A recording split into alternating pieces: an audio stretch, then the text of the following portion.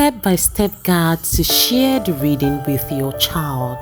First, you need to choose the right book that is appropriate for your child's age and interests. Consider books with colorful illustrations and engaging stories. Engage your child by asking questions about the pictures and story.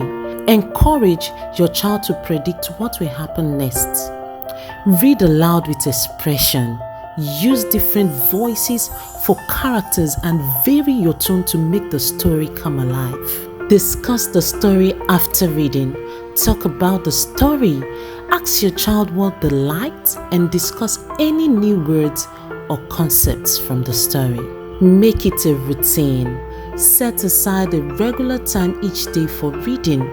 Consistency helps build a habit and fosters a love for reading. Shared reading is a wonderful way to bond with your child and nurture their love for books.